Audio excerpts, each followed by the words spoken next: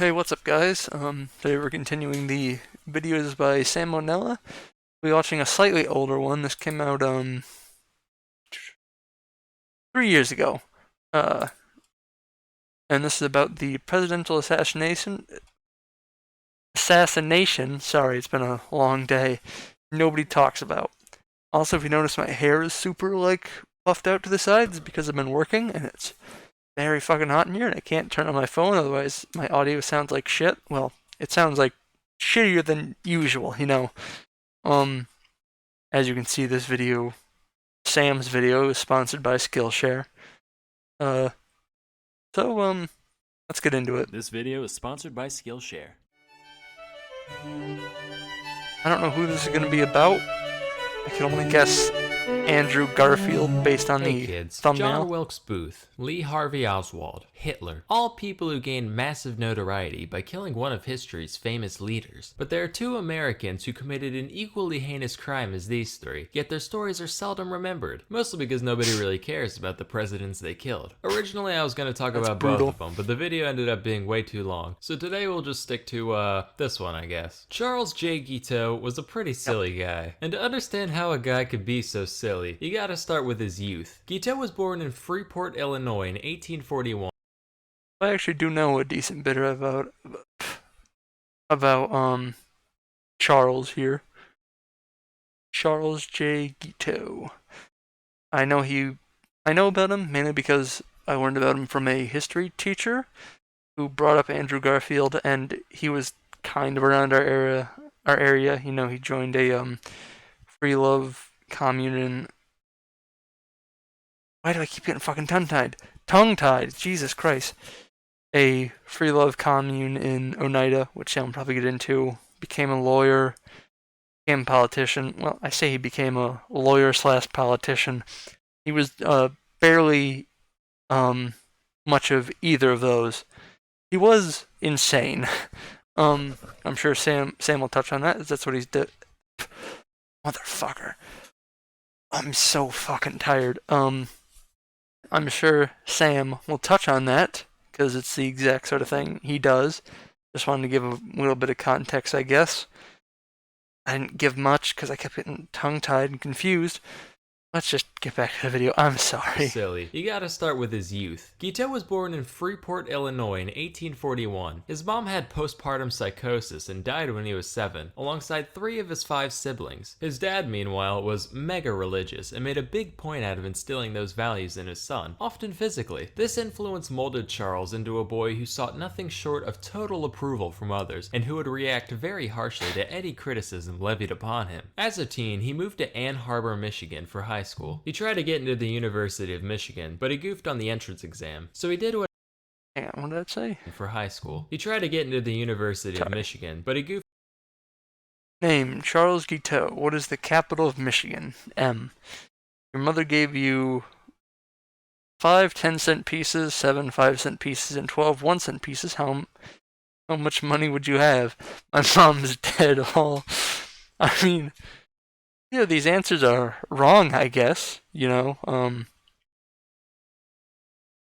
This one is a little more personal, but this one is technically correct.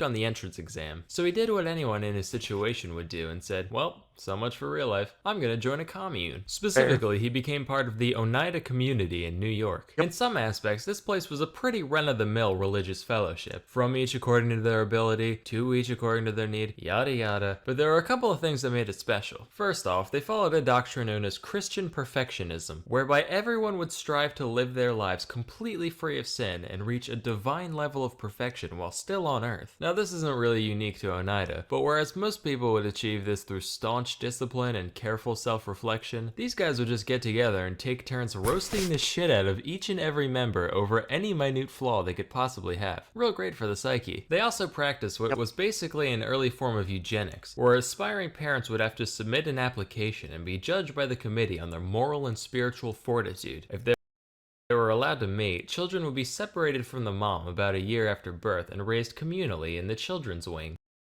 So, I knew they separated the children after birth. I did not know about the eugenics part. That's new to me. Also a little weird, given what we're going to learn about them, what I imagine Sam's going to mention about them, considering he's talking about how they're different than other Christian fellowships. If he doesn't, I'll explain it.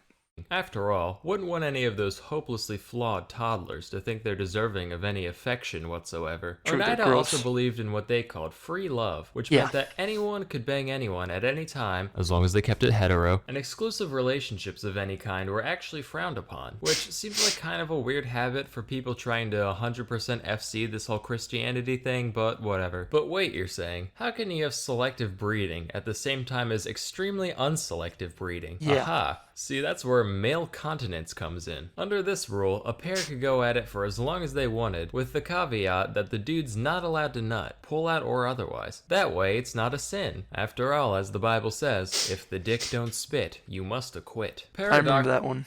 John 15. Classic part of the Bible. They removed it in the Newer Testament. I guess they decided they didn't really want that in there anymore.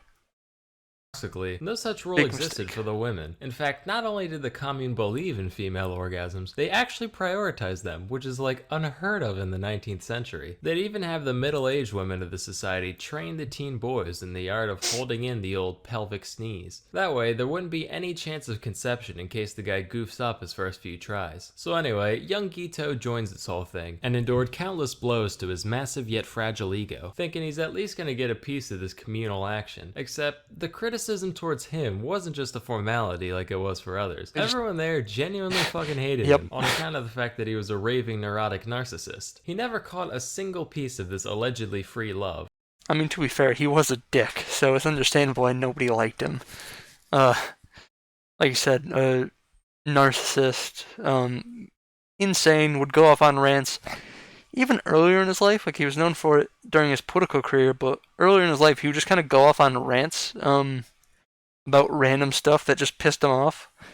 And also just people who pissed him off. And he would do it like right to their face. So like if somebody just, and I'm talking minor shit, like if somebody accidentally bumped into him while walking, I think there was a story where he like stood there and basically went on a rant about why somebody sucked because they, I think, bumped into him when they were walking. I don't exactly remember the details of it, but I think that was about him.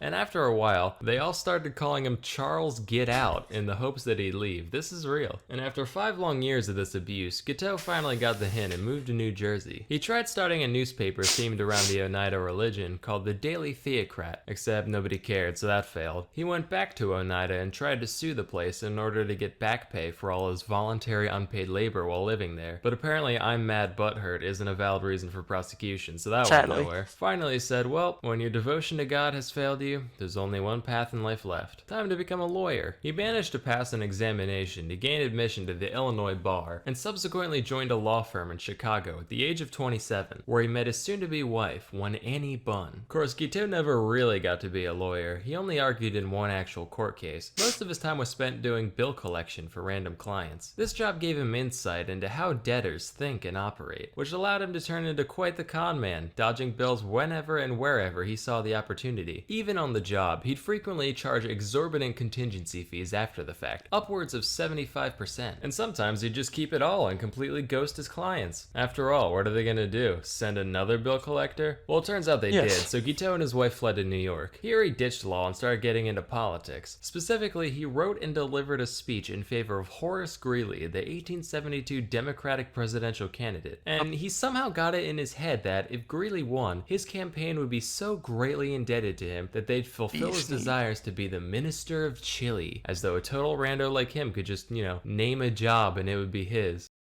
Also, why Chile specifically? Like, there's no other office you want to hold more than the Prime Minister of Chile? In reality, the speech was an incoherent mess heard by next to no one. Dear everyone, Greeley is a good boy. If you vote for him, he'll beat up every other country's dad, and then we'll be the best country. The other guy is a dirty fellow. He's got a brain like a used loofah and a pee-pee like a greasy salamander. Also, I'm selling my Jordans because they don't fit anymore. Best offer goes. Love, Charlie Guitar. Lil Charlie Guitar. Alright.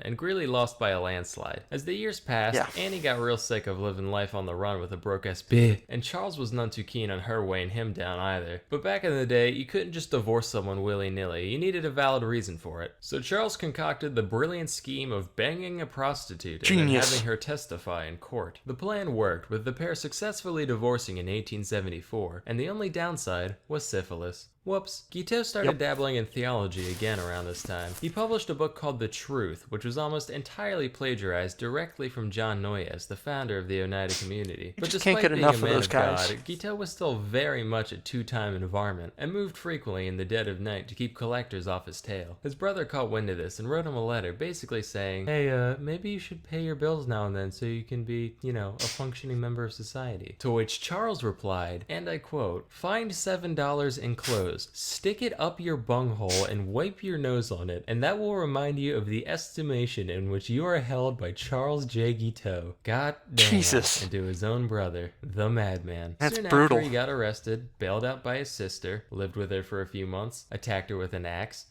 went to DC, rambled about religion to anyone who would listen, moved to Boston, got in a boat accident where everyone in his boat was fine, but everyone in the other one fucking died, took this as a sign from God, moved back to New York, and got back into politics in 1880, this time as a Republican. During this campaign, there were two main factions of Republicans, known as the Stalwarts and the Half-Breeds, which sounds like some Tolkien shit. Wish we had names like that today. Now, Guiteau considered himself a stalwart, and in a similar vein to his 1872 venture, he wrote a speech to promote stalwart candidate Ulysses S. Grant, who was shooting for his third term. But before he got a chance to deliver the speech, one James A. Garfield took the candidacy completely out of nowhere, beating out both factions single-handedly. He was like, rats, how am I gonna get power handed to me now? So he literally just scribbled out all the references to Grant and replaced them with Garfield and was like, yep, that'll do it. He read this speech all of twice, along with handing out copies to the Republican National Committee. In reality, this really didn't accomplish much, but when Garfield managed to win the election, Guiteau was like, yes, that was entirely me. Garfield is in my supreme debt. As God is my witness, he shall make me a consulate in Vienna or Paris or someplace cool like that. He went to DC to await his inevitable appointment, but obviously nothing happened. So he started writing letters. A lot of letters. When that didn't work, he started actually stalking both Garfield and the Secretary of State, James Blaine, intercepting them in hotel lobbies, just being like, oh hey, yeah,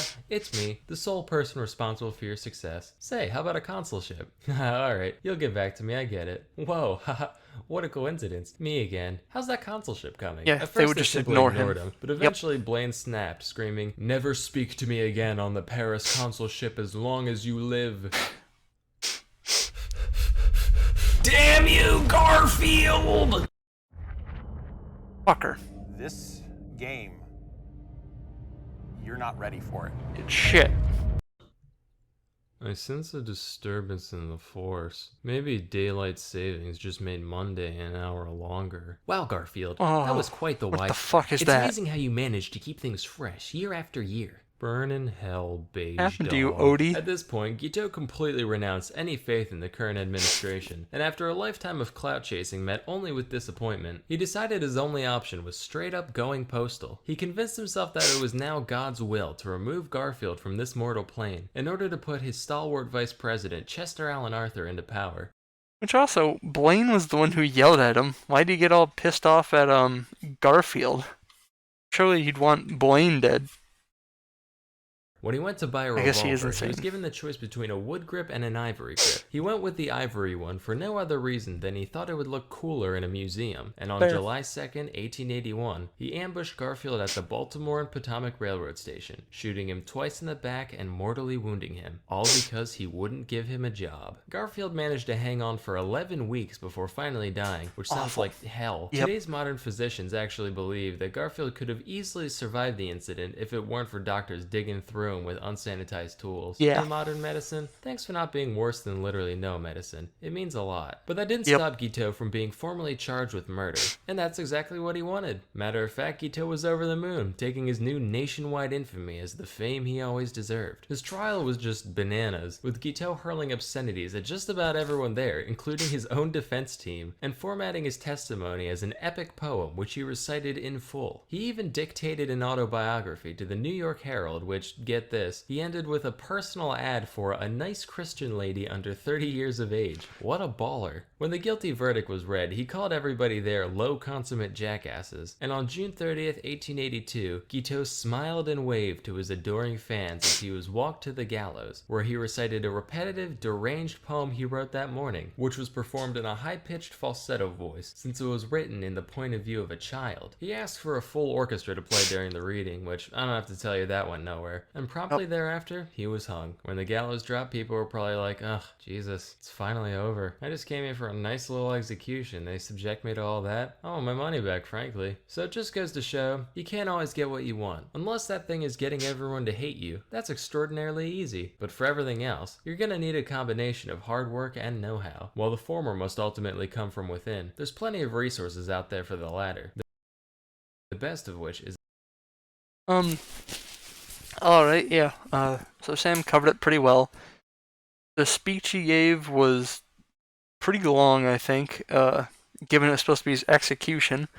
You know, usually your last words are like a sentence max. Like I said, he was insane. You know, he bought the ivory gripped handle over the wooden one to look cool, which honestly I think is kind of nice. Like, if you're gonna murder me, you might as well do it with something cool looking. Like, you know, you just stab me to death with like a regular knife. That's boring. Now, if you have like a cool, jagged, like sacrificial thing, at least that's, you know, interesting. But anyways, thanks for joining me. Please make sure to like, comment, and subscribe. Mention anything you think I could do better. Thanks for watching till the end. Also, I'll probably be doing reactions to like shorter form content on the weekends because I don't have a ton of time. You know, they're quick, easy one-offs.